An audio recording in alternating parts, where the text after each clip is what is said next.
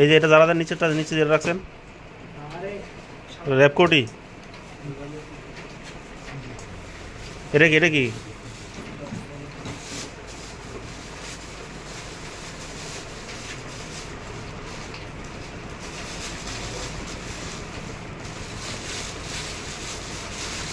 এটা কি?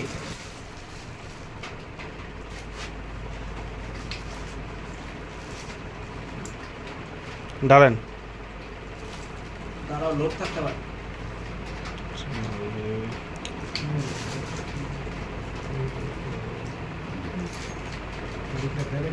বাইরি কাট, handcuff.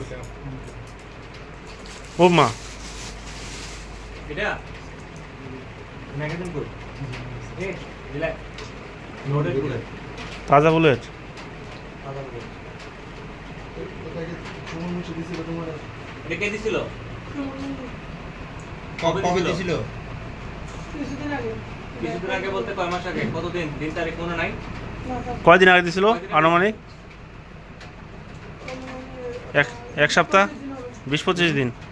RAB 15 কর্তৃক আয়োজিত আজকের এই সংবাদ সম্মেলনে আমি আপনাদের সকলকে স্বাগত জানাচ্ছি।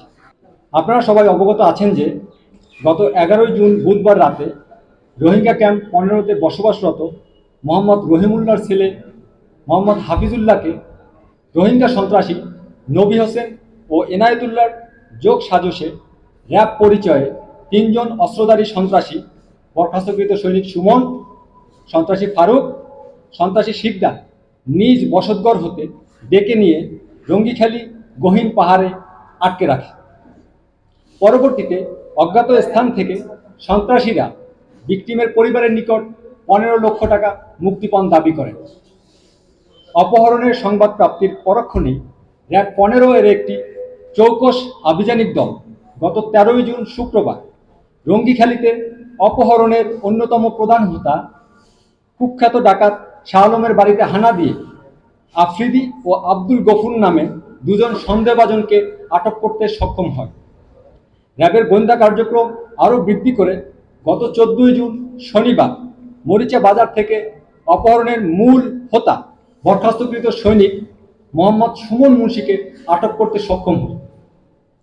প্রিয় সাংবাদিকবৃন্দ, বরখাস্তকৃত সৈনিক সুমনকে নিয়ে তারই দেয়া তথ্য মতে ভিকটিমকে উদ্ধারের জন্য গত 15 জুন রবিবার র্যাব, বিজিবি, পুলিশ, এপিবিএন ও বন বিভাগের প্রায় 2.5 শতাধিক জনবল নিয়ে ভিকটিমকে আটকে রাখার গহীন অরণ্যে একটি যৌথ অভিযান পরিচালনা করে অপহরণের প্রায় 72 ঘন্টা পরে ভিকটিম হাফিজুল্লাহকে উদ্ধার করতে সক্ষম হয়। এরই সাথে একটি দেশীয় আগ্নেয়াস্ত্র, 3 রাউন্ড অ্যামুনিশন ও র্যাবের ইউনিফর্ম ও একটি ওয়াকিটকি উদ্ধার করতে সক্ষম হয়েছে। এ বিষয়ে আমি আপনাদেরকে ওই দিনেই বিস্তারিতভাবে ব্রিফ করেছিলাম। আটককৃত সন্ত্রাসীদের তথ্য মতে আমরা গোয়েন্দা কার্যক্রম আরও বেগবান করি এবং গত 27 জুন শুক্রবার হাফিজুল্লাহ অপহরণের সাথে প্রত্যক্ষভাবে জড়িত কুখ্যাত ডাকাত শিকদারকে গ্রেপ্তার করতে সক্ষম হই। শিকদারের দেয়া তথ্য মতে আমরা গতকালকে উখিয়ার মরিচা এলাকায় নিজ বাড়ি থেকে সন্ত্রাসী ফারুককে আটক করতে সক্ষম হই।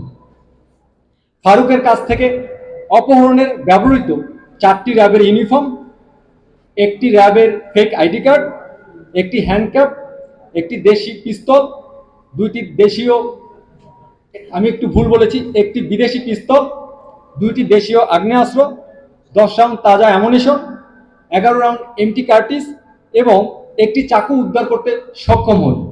এই সমস্ত আইটেমগুলো আমরা পাশের টেবিলে প্রদর্শন করে রেখেছি, আপনারা দেখে নেবেন প্লিজ।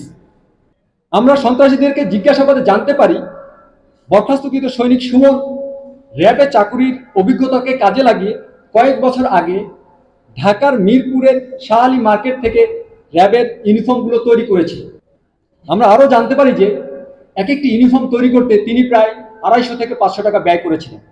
সন্ত্রাসীরা বর্ণিত ইউনিফর্মগুলো ব্যবহার করে বিভিন্ন সময়ে র্যাবের পরিচয়ে অপহরণ করে আসছিল। আপনারা সবাই জানেন যে রাষ্ট্রীয় বাহিনী কর্তৃক ব্যবহার করা যে পোশাকাদি আছে, এই পোশাকাদি ব্যক্তিগত পারপাজে কেউ ব্যবহার করতে পারবে না কিংবা প্রস্তুত করতে পারবে না, এটা একটি আইনত নিষিদ্ধ।